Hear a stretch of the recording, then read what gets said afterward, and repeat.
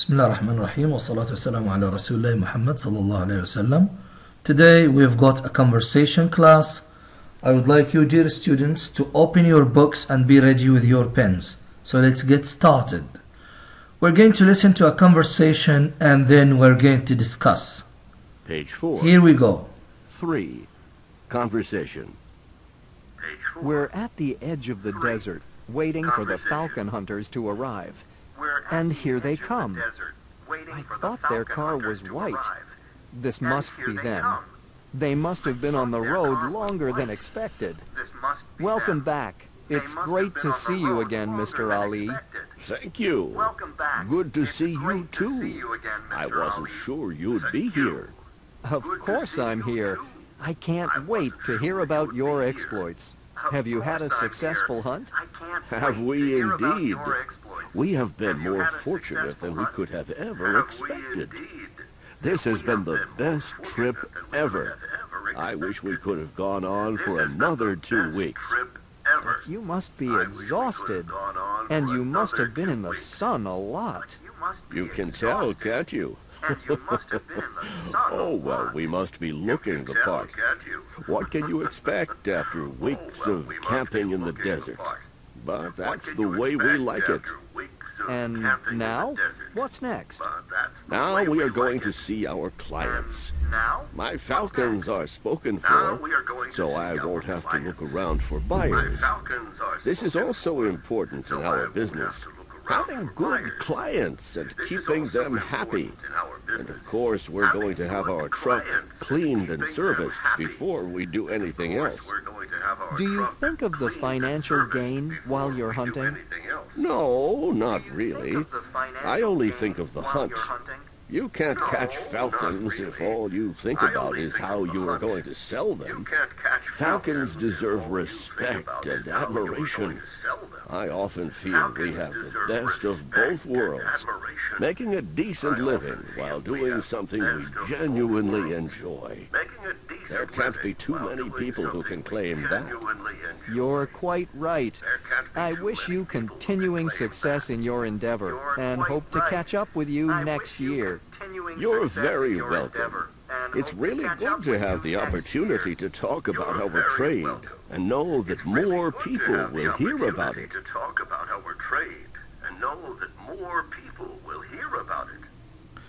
All right, gentlemen.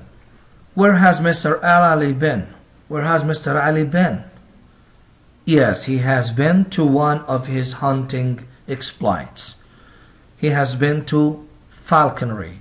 He has been to falcon hunting. Okay. Now, how does Mr. Ali like falconry? Do you think he likes this hobby? Yeah. He says we genuinely enjoy. At the bottom or near the bottom of the conversation, Mr. Ali says, yeah, we have the best of both worlds, making a decent living while doing something we genuinely enjoy. Right, that's okay. Now, why doesn't Mr. Ali need to look for buyers? Again, the question.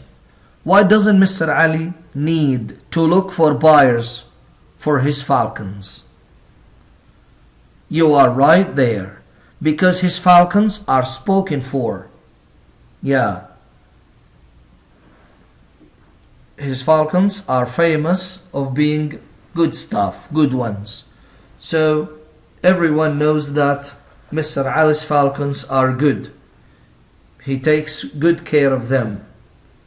Very interesting. That's okay.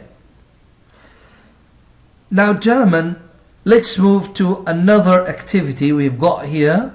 So the point is, the prisoner is meeting Mr. Ali, who is a falcon hunter and who is interested in falconry.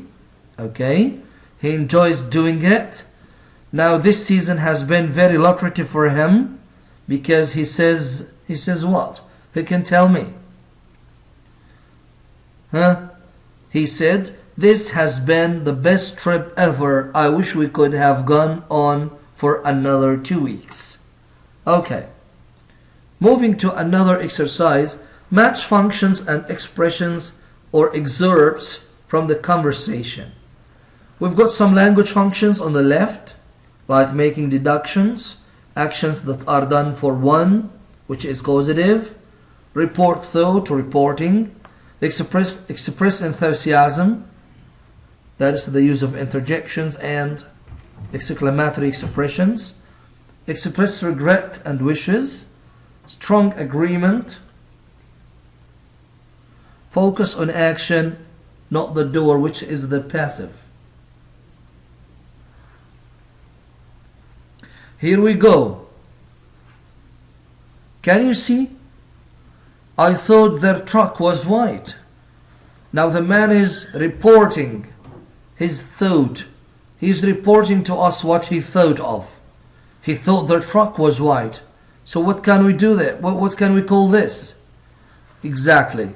This is what we call report thought. Number one. Yeah. Deductions, making deductions goes with number 3. This must be them. The man has got a good car.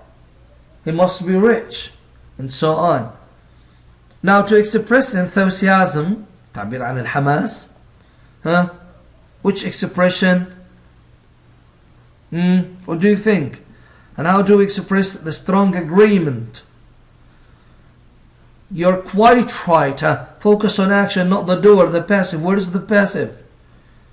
Here I show you the answers. Have a look.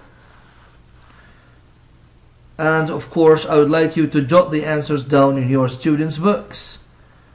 Or you can have a screenshot now and complete doing this on your students' books later on. Okay. Now, let's move to another thing.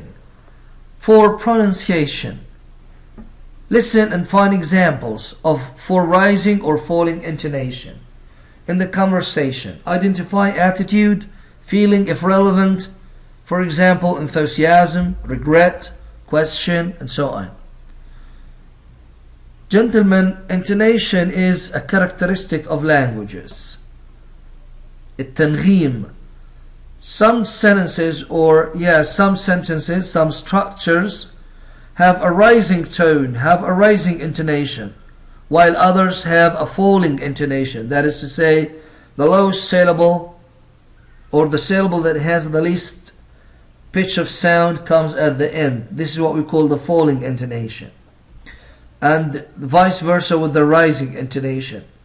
The last syllable having the highest pitch of sound of voice.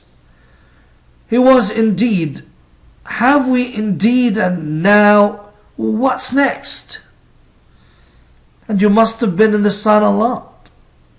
A falling intonation is a very common in WH questions.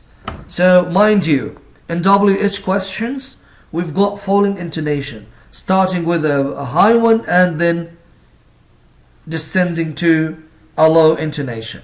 We also use falling intonation when we say something definite or when we want to be very clear about something. As for the rising intonation, it describes how the voice rises at the end of a sentence. Rising intonation is common in yes/no questions. Are you a new student? Is this the new bus? Is everything okay? So you can fathom out, you can figure out that with yes/no questions they have rising intonation. Now with this we've come to our class, to the end of our class today.